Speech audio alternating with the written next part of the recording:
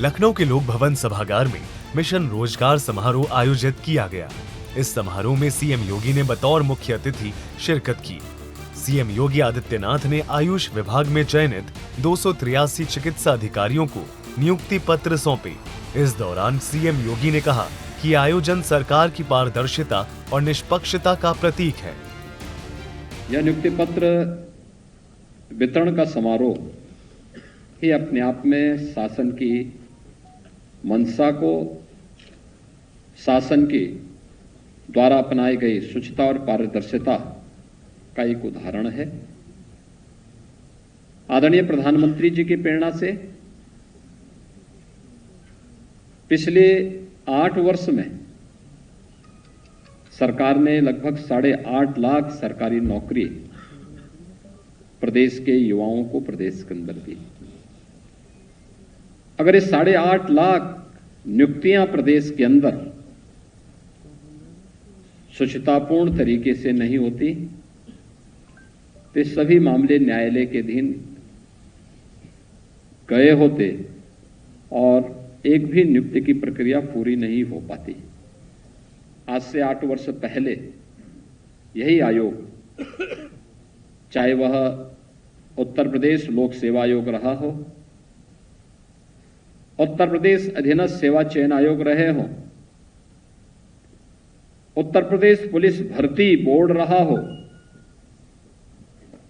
इन सब की स्थिति क्या हुआ करती थी? इनकी कार्य पद्धति पर व्यापक प्रश्न खड़े हुए थे।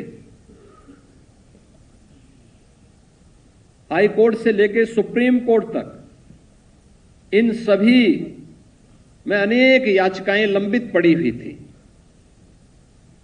और माननीय न्यायालय ने भी तत्कालीन सरकार और आयोगों की कार्य पद्धति पर गंभीर प्रश्न खड़े किए थे।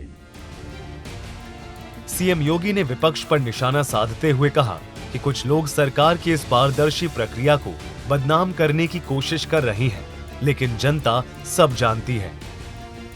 पिछले 8 वर्ष में हम लोगों ने 1,56,000 पुलिस कार्मिकों को पुलिस सेवा में लिया है और 60,200 की भर्ती की प्रक्रिया भी संपन्न करते हुए उन्हें ट्रेनिंग के लिए जाने की उनकी तैयारी हो रही है। यानी इतने बड़े पैमाने में केवल पुलिस में ही भर्ती हुई है और जितनी पुलिस में भर्ती हुई है उतने ही हम लोगों ने शिक्षक भी बनाए हैं प्रदेश के अंदर।